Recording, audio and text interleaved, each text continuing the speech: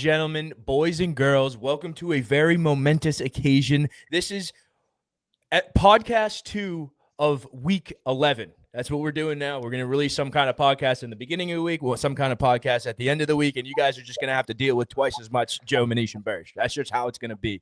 But we had earlier in the week, we had on Rand Carthon, former GM of the Titans, has an illustrious playing and front office scouting career. That conversation was unbelievable. But for now you are at the less educated portion of the podcast, three idiots going at it about our picks in our top five. We're going to switch it up this week. We kind of ended with the top five with Rand, so we're going to pick it up right there. We have some changes at the bottom of our top five, but the top three stays the same. We have the Rams, Lions, and Eagles at the top three. Manish, I'm going to let you take your favorite team here at three. Tell me why the Eagles stayed in the top five where they are. Yeah, look, anytime you win on the road in prime time against a good team, you shouldn't be dinged for it. And even though their win against the Packers on Monday night was a snooze fest, by and large, a 10-7 victory, really a great job by their defense. Give credit to Vic Fangio coming out of the bye week with a couple new pieces. Phillips, their trade deadline acquisition from Miami, made an immediate impact, encouraging for the defensive side of the football. The offense still struggling, 10 points. A.J. Brown, non-factor. Saquon Barkley had one critical catch and run down the stretch, but by and large, on the ground was limited. Offensive line still banged up. I've got a lot of questions about their offense. It's encouraging, again, that their defense is improving, but ultimately, a win is a win. You're not going to fault them for the record that they have. They're not winning pretty, but they are winning. And when you beat a quality opponent like Green Bay on the road, you should not be penalized for it. So I think it's good that they remain in the top five. Well, I like Rand's better because it pissed you off putting the Eagles at one. But yeah, I agree. I think the Eagles' saving grace is they're a balanced team. They have good enough offense and a good enough defense to kind of carry them through kind of the meat and potatoes of their season. Burge, we got the Lions at 2. Talk to me. Dude, the Lions keep on chugging. And, we talked a little bit about it with Rand earlier this week about their potent offense that they have. They could beat you in so many different ways, and they continue to do it.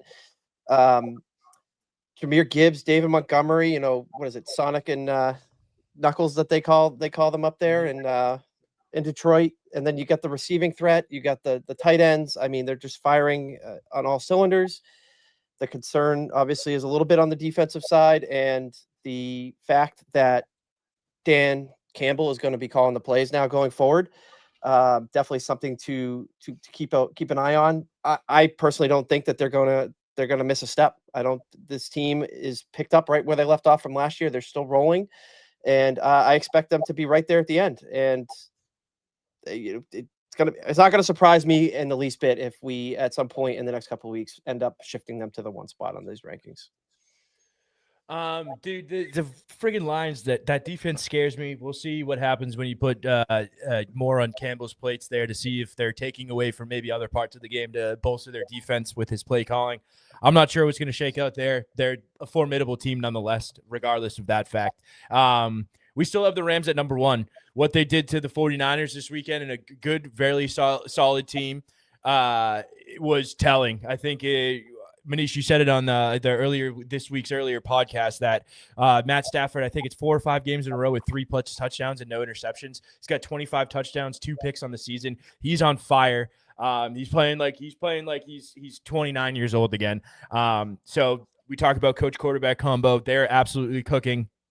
I say it every week. The Rams front office is extremely impressive the way they were able to turn over that roster from the team that won the Super Bowl and the team that lost the Super Bowl in 2018. The way they gave up picks kind of went hard for a championship, and then able to kind of build from the middle there has been very impressive, especially on the defense and some parts of their offensive line and backfield. So we still got the Rams at number 1. So to recap, we got Rams at 1, Lions 2, Eagles at 3. Manish, who's number 4? Well, after much discussion and back and forth and exercising our veto power respectively, we're going with the Broncos at 4. They were a top 5 team last week for us.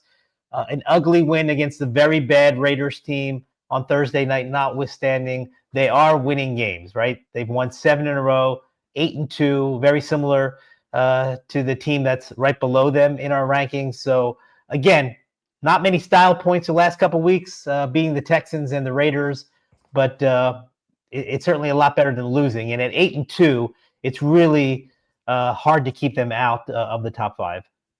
And they've got a tough schedule coming up too. So I think it's getting to, for lack of a better term, not cutting time, as we would call it in my neck of the woods. So I think the Broncos, you're either in for a rude awakening or they're going to put their pedal to the metal there and prove a lot of people wrong. We had to bury the lead here. I have my shovel out. I'm unearthing it right now. I've gotten down off of the roof. Unfortunately, the Crisco is on my desk right now. I am about to remove my pants and ask Mr. Burgess, who do we have at number 5, bro? The team that should have been here last week. I was all about it last week. They're finally here now because I think Joe and I exercised our veto here to get them into the top 5. I had them one spot higher because I am not as bullish on the Broncos as Manish is, and that wasn't really a bullish take you had there on the Broncos there, Manish, with the no style points, kind of gritty wins. But like the Broncos, the Patriots keep winning, and after last week, the Patriots didn't just beat a bottom feeder in the Las Vegas Raiders. They beat a team that has been on these rankings at multiple points throughout the season, a team that we've been pretty high on. That's the Tampa Bay Buccaneers. And they went down on the road and took care of business. A measuring stick game again for the Patriots. You know, we've talked about how they have the softest schedule in NFL history. But to this date, they had their 2 tests and they aced both those tests. They took care of business in Buffalo on the road, and they took care of business in Tampa on the road. This team will be higher next week because it's going to be my turn to execute some veto powers when it comes to making this list. I've been very unhappy with how this list has been constructed over the last couple of weeks. As a Patriots fan, it's really what's to hate? There's nothing to hate here. We're finally we just matched our win total of the last 2 seasons combined. The team is right there. They got the Jets on Thursday night, short week. You know, I would almost classify this almost as a possible trap game for the Patriots.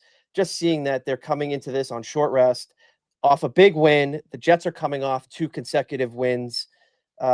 So could it be a trap game? I expect the Patriots to take care of business. I would not bet this game given the line. We'll get to picks later here in the show after we get done talking about the Patriots. But Joe, you want to add anything? I mean, I got a whole stash of Crisco in my closet here, man. I'm gonna run out before the end of the week. Yeah, it's been almost 48 hours, and there's absolutely no possibility of me calling my doctor. I think the Patriots, everything is coming off Patriots. You give up on first down, and you score on 4th down on an unbelievable throw and catch. That is literally Michael Irvin somewhere in a studio saw that play, and under his breath, he just said, playmaker, make a play. And that's just what happens on the Patriots. They're so thin at so many spots. I think Burge and I we don't have delusions of grandeur here. The Pats are hotter than a pistol.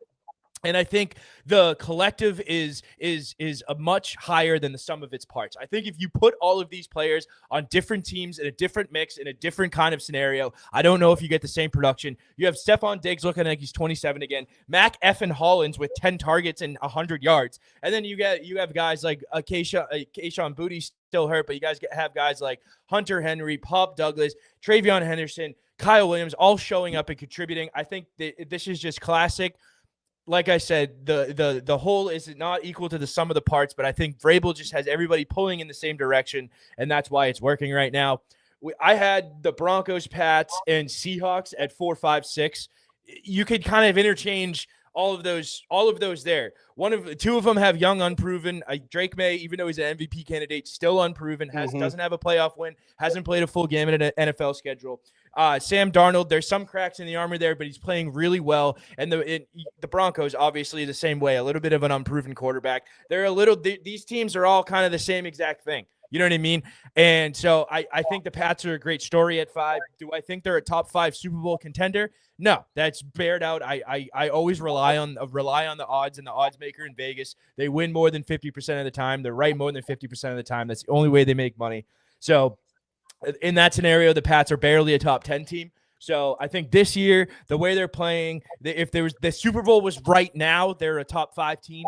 but I think there's so much of the season left. I think you're getting a big shot in the arm out of a quarterback who's playing at an MVP level. But as of right now, the cold water is staying in the bucket. I'm not dumping it on my head. I'm taking the Crisco out. I'm putting my jeans away, and we're going to enjoy this for a couple days. We're playing with house money right now. We've been playing with house money since friggin' we beat the Bills, dude. Exactly. I think the best thing about, all right, we're done with the Pats after this, but like I think the best thing about this game on Sunday is not only did they go somewhere and beat a good team, this is the first time where they went into a game with, like, dude, you get 2.5, 3 points in Vegas for being a home team. The Patriots were 2.5-point underdogs. This game is a pick 'em at a neutral field. These are high pressure, high stakes situations. Everybody, that is the gem of the 1 o'clock window. You get the Romo Nance crew. There's so much. It's a big game atmosphere, and they finally came through. And I'm gonna stop because I need to go find my pants and put them on because I am out of control right now. Burge, let's put a pin in it. Actually, Manish, do you have anything to say? Do you have any cold water to throw here? No, it's actually encouraging. Trevion Henderson played well. That had been a source of consternation for Patriots fans for much of this season. He had flashed in the preseason, so much speed and explosiveness, and that really hadn't translated into the regular season.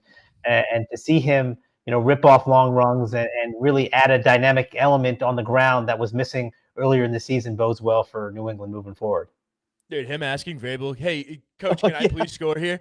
Dude, I don't know why, but it reminded me of like Longest Yard, where like the big guy was like, "Will you teach me to football?" Like it reminded me of that exact situation.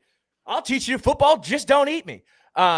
Anyway, Bears, break out the spreadsheet. What do we got for picks? How do we do? All right. Humble brag. Oh, here we effing go, dude. As 3-0. soon as you started that spreadsheet, I feel like everything's coming up Bears. 3, and it is. And actually, it really has. It really. As soon as has. you open that spreadsheet, you just don't miss. Yeah. Well, that was one highlight. Obviously, I had the Patriots, so that was just icing on the cake at that point. We had our second push of the season. Joe pushing the overtime game with the Colts and the Falcons. Kiss your freaking sister. I hate ties. And so we'll just recap the overall standings in the basement. Manish, one game ahead. Only one game separates Manish and Joe. Now we both have a tie, dude. I lost my friggin' pole position, dude. Yeah, you lost that half game. You did, yeah. And then I am slightly over 500. So we got some work to do down the stretch here to get the podcast completely above water. I'll lead it off for the week. Wait, how did we do on our locks last week? What were the locks and how did we do? Good call. Good call. The locks, we did it. That was a very big highlight. Thank you for bringing that units. Up units, dude. 2-0-1 on our locks. Rams -3.5 for Manish was the win. Joe with the push with Indianapolis, and I had the Chargers -3 with the win. So 2-0-1. That's a great start. What's the second week we've been doing the locks? Yeah, and for everybody out there that's going to comment on the podcast or jump in my Twitter DMs, the line was -6 when we record the podcast. Do you want me to tell the future? Buy NVIDIA. Fucking buy Tesla. You think I can tell the fucking future? Shut up. There you go. Obviously can't tell the future. I'm fucking 11-70 in picks. Sorry. All right. Well, I'll lead it off. I'm going to start off. I'm taking Kansas City -3.5 against the Buccaneers at Mile High. I just got done talking about the Broncos where I sit. Bo Nix has not been impressive over the last couple of weeks. The defense, no question, has been playing lights out, as evident by the final scores of their game. But the offense is very, very concerning. It's getting to a concerning level for me. The Chiefs are coming off Mahomes is, I think, statistically worst career game up in Orchard Park against Buffalo, to my dismay. They are also coming off a bye. Andy Reid coming off a bye, 22-4 in his career. Whoa. It's hard for me to bet against that. Add in coming off a loss too, in a big game, and this is a huge game in terms of Kansas City's, kind of playoff potential here. It's a divisional game against a team that's ahead of them in their division. If Kansas City does fall, they're going to be 500. They're going to have 5 losses on the books through 11 weeks of the season, which is very difficult. for a team to overcome that, especially given the fact that they have a pretty tough schedule down the stretch. They're going to see the Broncos again. They play the Chargers. They got to play the Colts. So they don't exactly have a cupcake schedule down the stretch. So I like Andy Reid in this spot as much as I, don't like Kansas City. It's too hard of a spot for me to pick against Andy Reid and Patrick Mahomes. So give me the Chiefs -3.5. My next pick, I'm going with the Chargers. The Chargers -3 against the Jaguars. The Jaguars are coming off that collapse in the fourth quarter to Houston. The Chargers, I'm sticking with them again this week. They helped me out with my lock last week. They're not my lock this week, but I do like them to continue moving forward. They're another team again in the same division as the Chiefs and the Broncos. In order to keep pace with leading that division, they got to keep winning. Herbert, Harbaugh over Cohn and Trevor Lawrence all day, coach quarterback combo. So yeah, give me the Chargers -3. And then for my lock, this is a fun lock for me this week because I'm picking against the Buffalo Bills. I'm taking Tampa Bay +5.5 versus the Buffalo Bills. Look, Tampa's put the Crisco away. Yeah, let me go see if I got any more hiding in my closet back there. Tampa Bay +5.5. The Bills dropped that bad loss to Miami this past week. Things don't really look functional on that offense. Josh Allen's kind of running around out there. He didn't have a good game at all against Miami. The Bucs, I expect them to rebound from their loss against New England. It was a competitive game. I really like, Manish has kind of sold me on Todd Bowles and what he does down there for Tampa Bay. And Baker Mayfield, maybe not a top running MVP candidate anymore, probably in part because of the injuries that the Tampa Bay Buccaneers offense has faced this year. But he's still playing at a elite level down there in Tampa Bay. And, Buffalo's suffered a lot of injuries on the defensive side. And we just saw what Tua and the Dolphins did to them, in week 10. And I like Tampa Bay to do that, and laying 5.5, give it to me all day. So that's my lock of the week as well. So Joe, take it away. All right, so I'm going to start with the stinkiest pick I had to take. We tried to take an underdog in every single one of these games. I don't know if you guys watch any of the Texans games, but Davis Mills was possessed for like the last 8 minutes of that game with the ghost of Tom Brady. It was insane. He didn't miss for the last 8 minutes of the game. Dropped 29 fantasy points for me and won my fantasy week because I had Mahomes and Dak Prescott on a bye. So great roster management by Joe there. But enough about my fantasy team. Give me Tennessee +6.5 versus the Texans. Ram made a good point on the earlier podcast, which really blew a hole through this one for me, which is what do these teams have to play for after you fire a coach midseason? And even if you have a good head coach, what do the Tennessee Titans have to play for in general? Like just hapless franchise. But anyway, give me +6.5 at home versus Texans. They're a home dog. It's a divisional game. Texans are going to be without C.J. Stroud. So hopefully Tennessee doesn't get blown out is kind of my line of thinking here. Really solid by Joe. Anyway, next pick. Give me the Rams at home -3.5 versus Seattle. I'm not sold on Seattle. No matter how much Manish probably correctly tells me that Sam Darnold has turned himself into a franchise quarterback and Seattle is legit. I'm going to pick. This is more of a I love the Rams so much pick. They had a divisional game last week. They absolutely ran the 49ers out of the building. Another divisional game this week. I think they're going to take care of business at home versus the Seattle Seahawks, laying less than a touchdown at home. I like that. Okay, give me McVay and Stafford over anybody, especially at home, laying 3.5. And then for my lock of the week, this is the classic pick against bad teams. I think that Vegas got lucky that the Broncos didn't drop more than 10 points on them. I think it was last Thursday. I think Dallas is coming in with a winning mindset after going all in at the trade deadline, giving up some picks to bolster that defense. Vegas's offense sucks. Dallas has had a little bit of momentum, kind of getting George Pickens more involved in the game. So my lock is Dallas -3.5 in Vegas versus the Raiders. Manish, what do you got, bro? Well, look, first, let me say there are a lot of good games this week. You guys just touched on a bunch of them. I would say 4 or 5 really high-profile games. I'm going to pick one of those games. It's going to be my underdog pick of the week, and that's the Detroit Lions getting 2 points at Philadelphia. we talked about Philadelphia and Detroit in the rankings. I want to say that I was stunned that Dan Campbell took over play calling duties last week. They were 5-3. Sure, they came off a loss against the Vikings, but their new offensive coordinator John Morton had them scoring over 50, over 35 or around 35 3 other games. I mean, they were an explosive team with John Morton, but something evidently was off in Dan Campbell's mind. He takes over, first game, bang, 44 points. Jamison Williams emerges from witness protection, has over 100 and a touchdown. I just think that the usage wasn't what Dan Campbell wanted, even though the results were pretty good through the first half of the season. So I don't see this team slowing down with this transition to Campbell. Yeah, they scored 44 points. You can say it was against the Commanders. Commanders defense stinks. Eagles defense, a completely different animal that, again, is playing much better than it had earlier in the season. It's a road game for Detroit. I just think they're so explosive. I am not sold, as I've said many, many times, on the Eagles offense this year. I think it'll be a competitive game, but ultimately I do not see Vic Fangio's defense slowing down Detroit. So you're giving me points, even though it's on the road.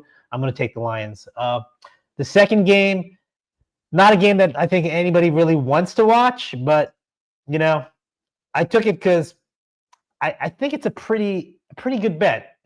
I just mentioned that the Commanders stink on defense. I think they're going to stink on defense against the Dolphins this week. Miami coming off a surprising upset over the Bills. I'm not a big fan of what the Dolphins have done this year, but, they're laying 2.5.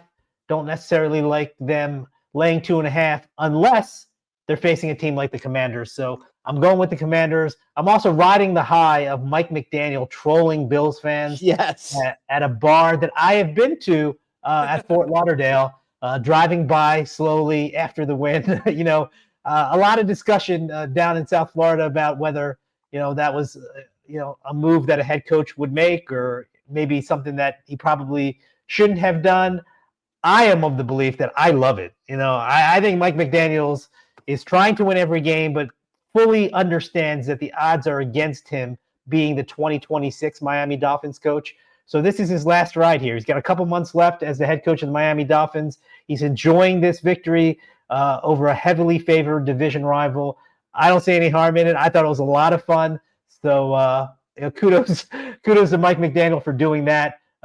Again, I think the Commanders are so bad that even a bad Dolphins team can cover that 2.5. Come on the pod, Mike. Come on the pod, Mike. We got Crisco for you after that win.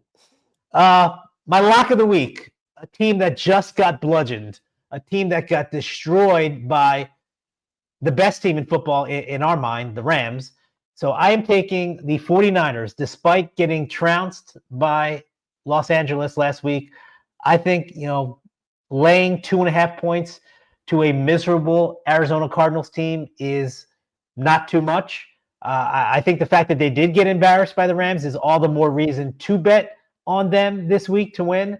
I see a big bounce back game for Kyle Shanahan's team. I just am not a believer in the Arizona Cardinals. I know they beat the Cowboys a couple weeks back, but they're a terrible team. The Niners, 6-4.